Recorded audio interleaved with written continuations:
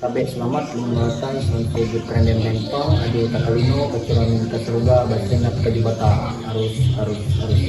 Perkenalkan kami dari kelompok 1, di mana anggotanya itu yaitu terdiri dari Doni Dores, Ayu Wulandari, Erina, Angelisa Cleopatra, Sonia Astelia Kristina, dan saya sendiri yaitu Angga. Di sini kami mengambil judul yaitu pemilihan jodoh sebagai langkah awal membentuk keluarga yang harmonis. Dalam ini mata kuliah yaitu sosiologi keluarga. Pada zaman sekarang, budaya perjodohan sudah mulai ditinggalkan karena dianggap kuno dan tidak relevan dengan situasi dan kondisi masyarakat yang sangat kompleks. Artinya itu, pemilihan jodoh ini atau perjodohan itu sudah tidak lagi relevan di masanya sekarang. Di mana masa sekarang kita, terutama kita sendiri merasakan itu kalau dijodohkan itu sangat tidak relevan, itu sangat berdampak dan berpengaruh buruk terhadap masa depan keluarga.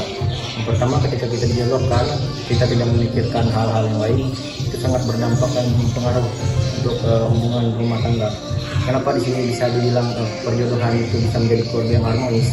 Ya, memang benar, tetapi itu pada zamannya dulu, tidak sekarang. Seperti di Kalimantan ini memang ada budaya seperti itu, perjodohan jodoh. Seperti itu yang saya tahu itu ada di daerah saya sendiri, itu di daerah Barito Timur.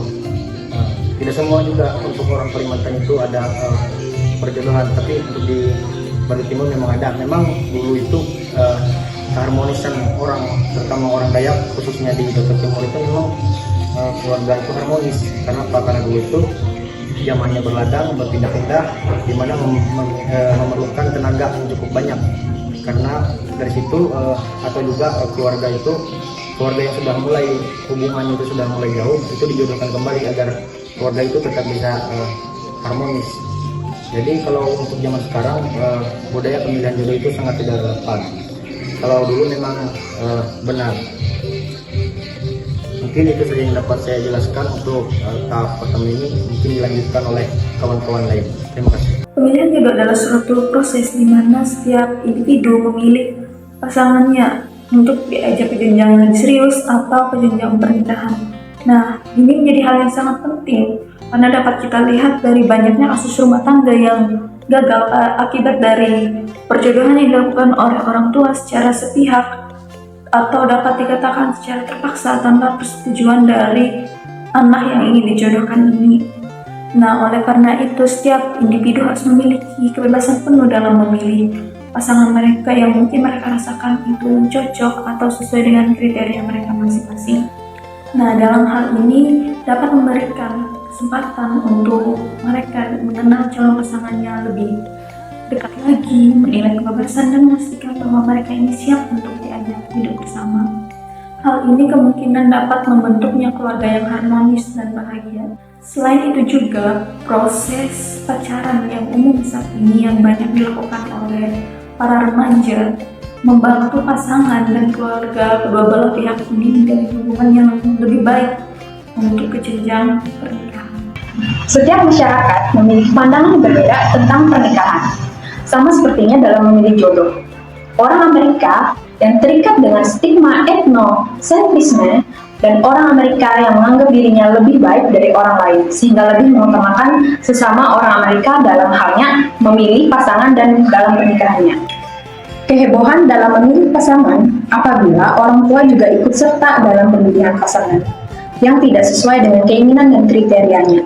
Begitupun untuk masyarakat Amerika, cinta merupakan perjalanan yang dilalui setiap individu dan manusia yang memiliki fase untuk mencari pasangan hidupnya.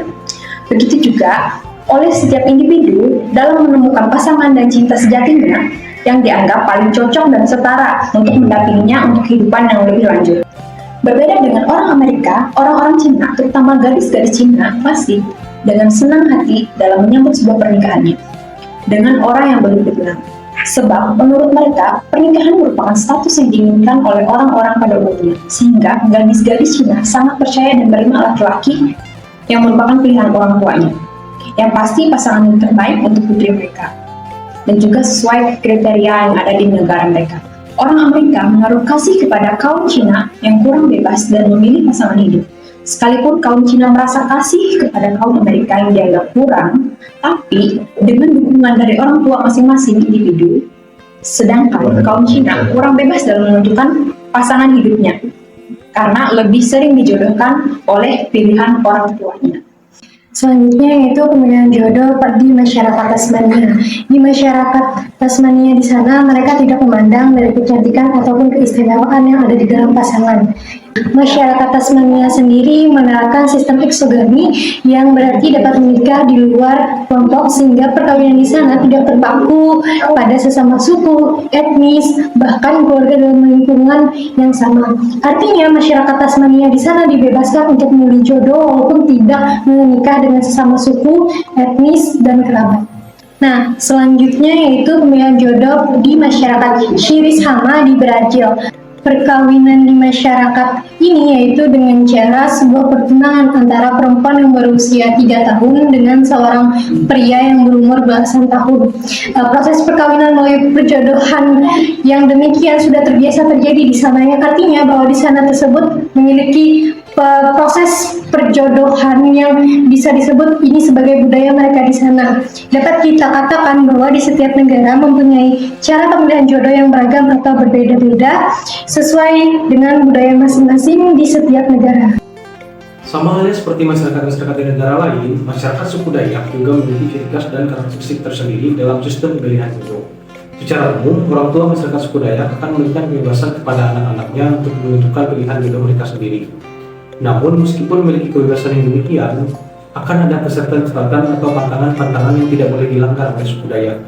Yang dalam hal ini, seperti tidak boleh menikah sama keluarga atau memiliki hubungan satu darah. Selain itu, ada juga pantangan yang mengatakan tidak boleh adanya pernikahan antara anak laki-laki pertama dengan anak perempuan pertama, karena percaya rumah tangga itu nantinya akan memiliki atau mengalami banyak masalah. Namun, persyaratan anak pertama ini kerap kali ditinggalkan oleh suku Dayak, karena dianggap sudah tidak relevan dengan kehidupan masyarakat pada saat ini. Dengan demikian, dapat dikatakan bahwa sistem pemilihan jodoh pada masyarakat suku Dayak lebih mengutamakan persyaratan-persyaratan yang berbasis adat istiadat yang tidak boleh dilanggar. Sebab masyarakat suku Dayak meyakini bahwa pernikahan yang melalui prosesi-prosesi adat yang baik dan benar akan menghasilkan keluarga yang harmonis. Jadi, berdasarkan pemilihan jodoh dari suku Dayak yang sudah dijelaskan di atas, dapat kita hubungkan dengan menggunakan teori heterogami yang menyatakan bahwa pemilihan jodoh tidak harus memiliki kesamaan dengan diri sendiri maupun dari suku, etnik, karena dalam memilih jodoh tidak harus memiliki kesamaan dalam dirinya sendiri, melainkan juga dari perbedaan yang ada. Dan melihat seseorang tersebut bagaimana dia mampu dan menerima kekurangan dari pasangan ini masing-masing. Pemilihan jodoh ini juga dalam teori heterogami merujuk pada perbedaan, yaitu adanya perbedaan pernikahan antar kelas sosial seperti bangsawan dan petani. Dari teori di atas dapat kita simpulkan bahwa untuk menuju keluarga yang harmonis tidak harus memiliki kesamaan yang sama dengan diri kita sendiri. Begitupun adanya perbedaan bukanlah menjadi hal yang sulit atau menjadi hambatan dalam sebuah keluarga. Karena adanya perbedaan akan menambah rasa cinta dan rasa nyaman terhadap kedua pasangan ini. Karena adanya perbedaan akan saling melengkapi satu sama lainnya untuk menutupi kekurangan dari masing-masing pasangan ini. Sekian video dari kami ucapkan terima kasih banyak. Selamat menonton.